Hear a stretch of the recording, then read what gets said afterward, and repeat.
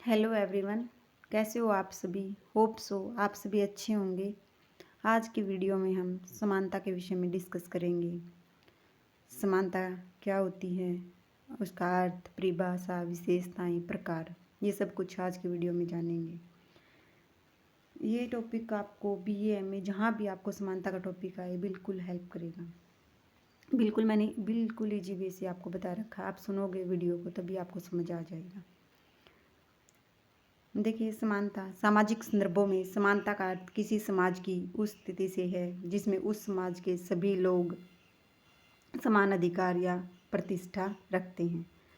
समानता का अर्थ है भेदभाव की मनाही से लिया जाता है। इसमें किसी भी व्यक्ति से उसकी जाति, धर्म, लिंग, स्तर आदि के आधार पर कोई भेदभाव नहीं किया जाता। अभी भिन्न भिन्न विद्वानों ने इसकी भिन्न भिन्न परिभाषाएं दी हैं।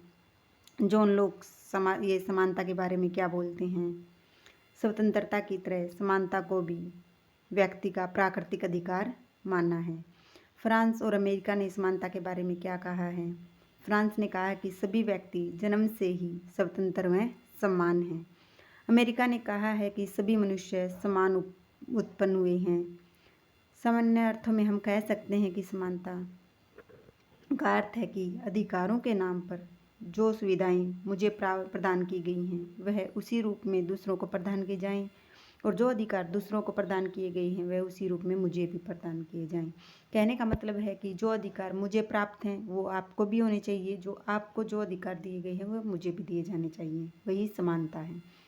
आधुनिक युग में गांधी जी और अम्बेडकर जी ने सामाजिक समानता पर जोर दिया है। अभी है भारतीय संविधान में समानता का अधिकार। अनुच्छेद 14 से 18 तक समानता की बात कही गई है। अनुच्छेद 14 में कहा गया है कि कानून के सामने सब समान हैं। कानून की दृष्टि से किसी से भी किसी प्रकार का कोई भेदभाव नहीं किया जाएगा। अनुच्छेद 15 में कहा गया है कि धर्म, जाति, लिंग के आधार पर किसी से कोई भेदभाव नहीं किया जाएगा। अनुच्छेद 16 में कहा गया है कि नौकरी में सबको समान अवसर दिया जाएगा। ऐसा नहीं है कि किसी विशेष को कुछ अवसर उपलब्ध करा दिए और बाकी को उन सबसे वंचित रखा गया, ऐसा कुछ नहीं है। अनुच्छेद 16 में कहा गया कि नौकरी में सबको समान रूप से समान अधिकार दिया जाएगा। अनुच्छेद 16 में छुआछूत यानी कि असपृष्टता का अंत कर दिया गया है। अनुच्छेद 18 में उपाधियों का अंत कर दिया गया है कि किसी को किसी विशेष प्रकार की उपाधि नहीं दी जाएगी। अभी है समानता के प्रकार।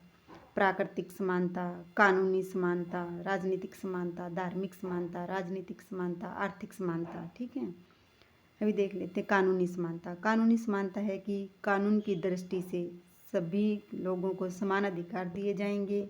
किसी से भी धर्म, रंग, जाति, लिंग आदि के आधार पर कोई भेदभाव नहीं किया जाएगा।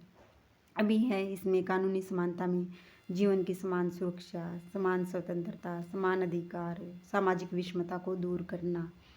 इसके अंतर्गत है जीवन की समान सुरक्षा, यानी कि राज्य का कर्तव्य बनता है कि वह जीवन की सुरक्षा करे। समान स्वतंत्रता यानी कि राज्य का कर्तव्य बनता है कि सभी को समान रूप से समान स्वतंत्रता दी जाए। किसी से भी किसी प्रकार का कोई विशेष अधिकार नहीं दिया जाना चाहिए। आर्थिक विषमता को दूर करना, इसके अंतर्गत है कि आर्थिक विषमता को दूर करना ही आवश्यक है, क्योंकि जब तक आर्थिक विषमता को दूर नहीं किया जा सकता तब तक समानता स्थापित नहीं हो सकती। अभी आगे है राजनीतिक समानता। राजनीतिक समानता के अंतर्गत है कि राजनीतिक समानता का अर्थ है कि राजनीतिक की दृष्टि से यानी कि कानून की दृष्टि से सभी व्यक्तियों को जाति, धर्म, रंग, रूप आदि के आधार पर किसी प्रकार का कोई भेदभाव नहीं किया जाना चाहिए। सभी को समान मताधिकार प्राप्त होने चाहिए। चुनाव लड़ने में समानता होनी चाहिए। संघ बनाने में समानता, सार्वजनिक पद प्राप्त करने में समानता, किसी से भी किसी प्रकार का वही है सभी में एक ही बात, धर्म, लिंग, जाति, रंग, रूप, नस्ल आदि के आधार पर किसी से किसी प्रकार का कोई भेदभाव नहीं किया जाना चाहिए। चुनाव लड़ने में अधिकार, समान मताधिकार है कि महिलाओं को पुरुषों के समान राजनीतिक अधिकार मिलने चाहिए। चुनाव से किसी को वंचित नहीं रखा जाना चाहिए। सभी को मतदान करने का अधिकार है। संघ बनाने का अधिकार है। सार्वजनिक पद प्राप्त करने का अधिकार है। ठीक है, अभी आगे है धार्मिक समानता। धार्मिक समानता के अंतर्गत है कि सभी नागरिक समान रूप से धर्म का पालन करने, उसे मानने का अवसर प्रदान किया जाएगा। इसी को धार्मिक समानता कहा जाता है। धर्मनिरपेक्ष राज्य, धार्मिक स्वतंत्रता का प्रावधान, समान नागरिक संहिता। धर्मनिरपेक्ष राज्य क्या है गाइज? इसके अंतर्गत कहा गया है कि इसके अंतर्गत नागरिकों के धार्मिक मामलों में कोई हस्तक्षेप नहीं करता और न ही किसी विशेष धर्म को प्रोत्साहन दिया जाता है और न ही किसी विशेष धर्म को अतोत्साहित किया जाता है। राज्य का अपना कोई धर्म नहीं है और राज्य धर्म के मामले में निरपेक्ष होकर सभी धर्मों को धार्मिक स्वतंत्रता प्रदान करता है। धार्मिक स्वतंत्रता का प्रावधान इसके अंतर्गत है गाइज, राज्य की ओर से सभी लोगों को कोई भी धर्म मानने, उसकी पूजा उपासना करने, धर्म का प्रचार करने, धर्म परिवर्तित करने आदि समान रूप से उपलब्ध करवाए जाएंगे।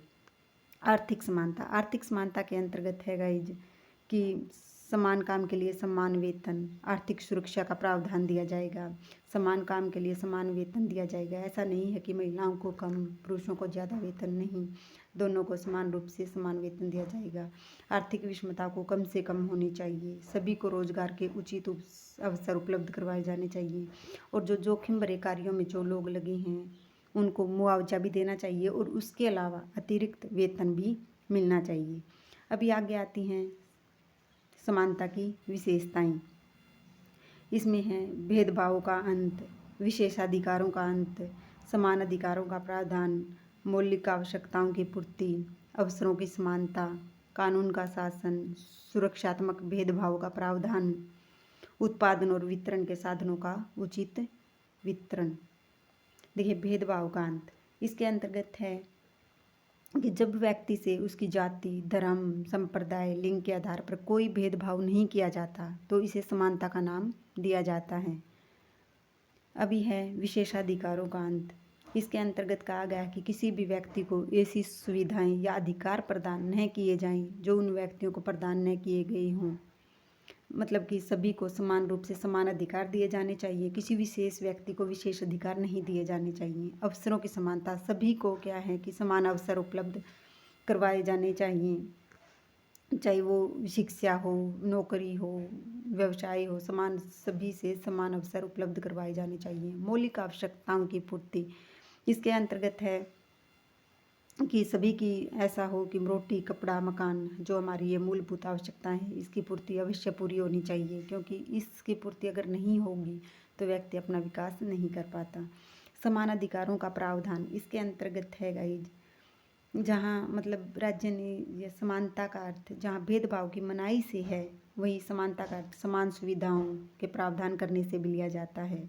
ठीक है। सुरक्षात्मक भेदभाव इसके अंतर्गत है गाइज, सुरक्षात्मक भेदभाव का प्रावधान समानता से अभिप्राय भेदभाव की मनाही से लिया जाता है, लेकिन समानता की इस विशेषता में समानता को स्थापित करने के उद्देश्य से भेदभाव को मान्यता प्रदान की गई है।